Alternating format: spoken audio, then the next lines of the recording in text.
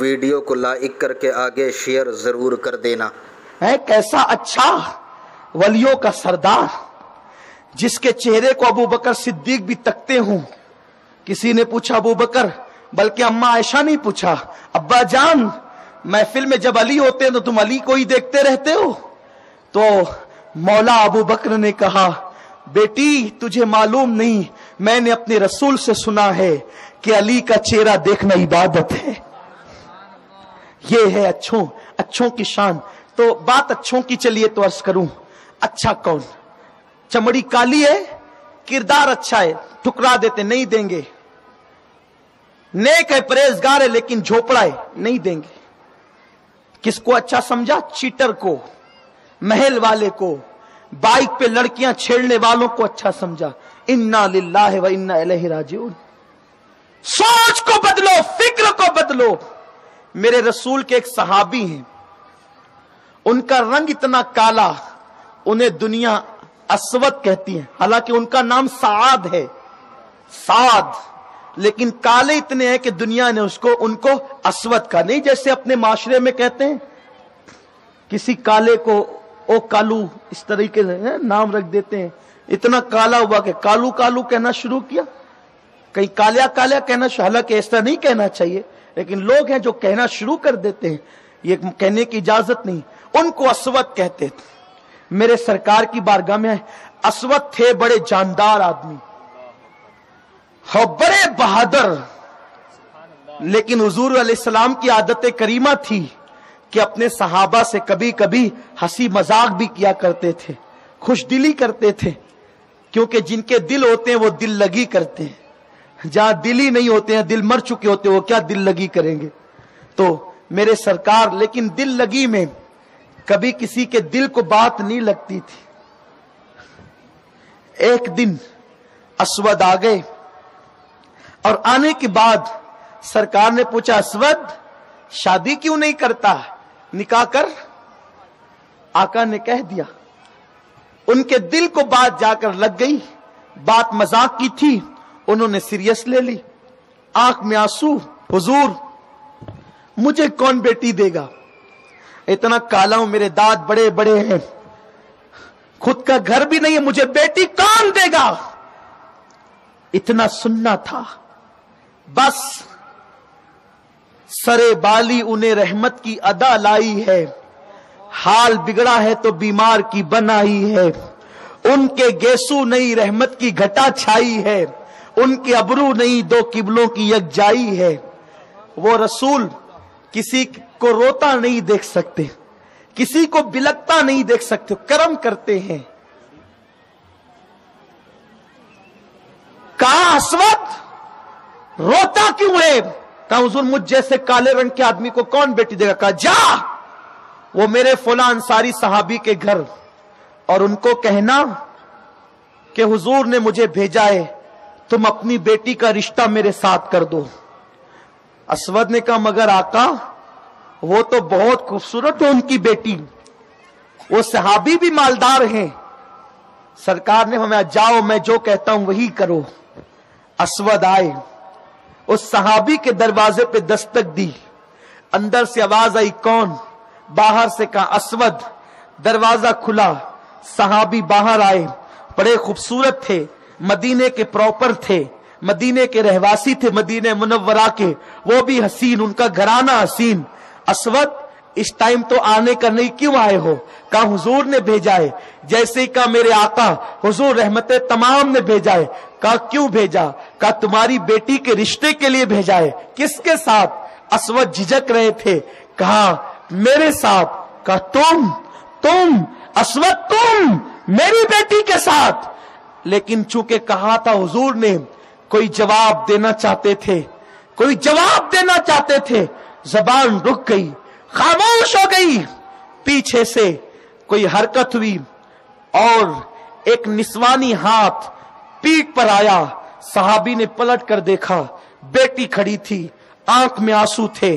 بیٹی اپنے باپ سے کہتی تھی ابا دیر نہ کرو، ہاں کہہ دو، ابا دیر نہ کرو، ہاں کہہ دو، اس لیے کہ آپ کی بیٹی کتنی خوش نصیب ہے، کسی کا رشتہ उसका बाप तय करता है, किसी का रिश्ता दादा चचा कोई कोई तय करता है। ए मेरे बाप, तेरी बेटी कितनी खुशनसीब कि तेरी बेटी का रिश्ता नबियों के इमाम ने भेजा है, इमामुल अंबिया ने भेजा है। हाँ कह दो, देर न करो, मैं निबाह कर लूंगी। काला रंग देखो नहीं, आने वाले असवद को मत देखो, भेजने वाले मुस्तफा को देखो। उन्होंने हाँ कहा, निकाह की तैयारी होने लगी। असवद खुशी खुशी आए और आने के बाद हुजूर ने पैसे दिए, ले जा असवद, कपड़े खरीद, महर का इंतजाम कर, खुशबू खरीद। असवद गए, अभी वो बाजार में ही थे, अचानक जंग का माहौल बन गया। आका ने बिलाल को बुलाया, उठ करके हुजूर निकले, बिलाल जंग का माहौल बना, जाओ ऐलान करो कि मुजाहिदीन तैयारी कर ले। बाजार में जाकर हजरत बिलाल ऐलान करते हैं, चलो चलो मुजाहिदो, खरीदो फरोख्त का वक्त नहीं, अचानक जंग का माहौल तैयार है, चलो जंग के लिए। असवद कपड़े खरीदने की बजाय तलवार खरीदते हैं, खुशबू खरीदने की बजाय कमान खरीदते हैं और हुजूर को इत्तला दिए बगैर मैदान जंग में पहुंच जाते हैं। उधर निकाह की तैयारी हो रही है, इधर असवद मैदान जिहाद में पहुंचे और लड़ करके अपनी जान अल्लाह के हवाले कर देते हैं। ये वो लोग थे। ऐ मेरे प्यारे आका अलैहिस्सलाम की कनीजों, इसलिए मेरी गुजारिश है, सच्ची पक्की मोमिना बनकर अपनी जिंदगी को गुजारो। इस्लाम में औरत का मकाम बहुत बुलंद है। ये सब छोड़ो, जिसको जो करते देखा करना शुरू कर दिया।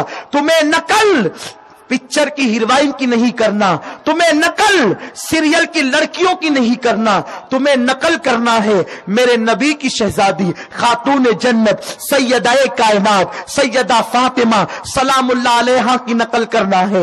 उनकी नकल तुम्हें निजात की तरफ ले जाएगी, उनकी नकल तुम्हें जन्नती बना देगी, उनकी नकल तुम्हें गुर्बत से निजात दिला देगी। ये नहीं कि माज़अल्लाह दूसरे मज़ाहिब की बेटियां अगर कॉल सेंटर पर चली गई तो तुम भी शौकिया तौर पे कॉल सेंटर पे नौकरी के लिए चले जाओ, और होस्टेस बनने लगी लड़कियां तो तुम भी वो बन जाओ। नहीं, इस्लाम ने बावकार जिंदगी गुजारने का हुक्म दिया। मेरे रसूल फरमाते हैं, मैं इस्लामी बेटियों की इज्जत को काबे से बुलंद करता हूं। ऐ मेरी कौम की बेटियों, मेरे रसूल ने तुम्हारी इज्जत को काबतुल्लाह से बुलंद किया। पैदा हुई मुसलमान बेटी तो माँ बाप को जन्नती बनाया, जवान हुई शौहर को जन्नती बनाया, मां बन गई तो जन्नत उसके कदमों में सिमट कर आ गई। ये कौम मुस्लिम की बेटियों की इज्जत है। जिस रसूल ने तुम्हें इतनी इज्जत दी है, तुम अपने हाथों से अपनी इज्जत को मत गवाओ। दुनिया में जेवर गुम होते हैं तो दुकानों से खरीदे जाते हैं, इज्जत जाती है तो दुकानों से नहीं मिला करती।